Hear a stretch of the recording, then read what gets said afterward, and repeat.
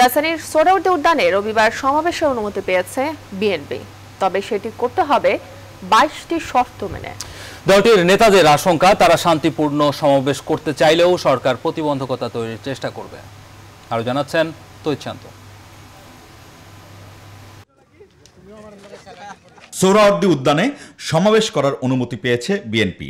পুলিশের অনুমতি পাওয়ার পরই শনিবার বিকেলে সমাবেশ স্থলে যান দলের নেতারা। মঞ্চ তৈরির প্রয়োজনীয় নির্দেশনা দেন। রবিবার দুপুর থেকে এই মাঠে সমাবেশে অংশ নিতে জড়ো হতে পারবেন দলটির সমর্থকরা।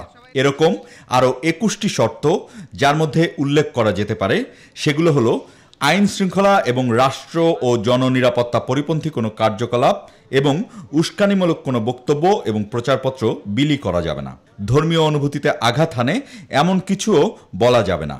এই মাঠের সীমানার বাইরে সমাবেশের কোনো কার্যক্রম বা সাউন্ড সিস্টেম নেওয়া যাবে না। এ ব্যাপারেও সতর্ক থাকতে হবে দলটির নেতাদের। এসব শর্ত মেনেই রবিবারের সমাবেশ করতে হবে বিএনপিকে। বিএনপির মিটিংয়ে বিএনপি কেন অস্থিরতা তৈরি করবে? বিএনপি কেন কোনো নাশকতার কাজ করবে?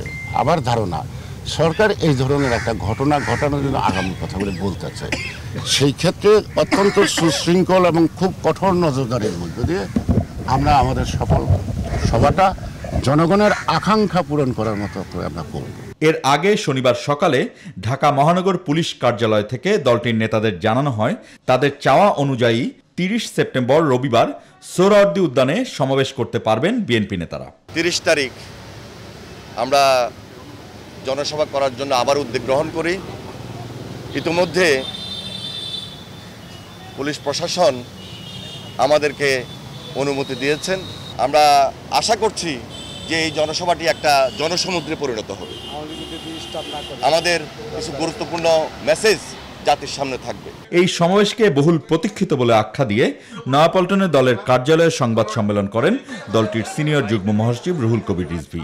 তিনি জানান, সকল প্রস্তুতি এরই মধ্যে শেষ হয়েছে। সরকার এবং সরকারের কোনো সংস্থা যেন এই যে আমাদের যে কর্মসূচি, এই কর্মসূচি শান্তিপূর্ণ কর্মসূচি যেন সহযোগিতা করে, এটাই হচ্ছে আমাদের দাবি।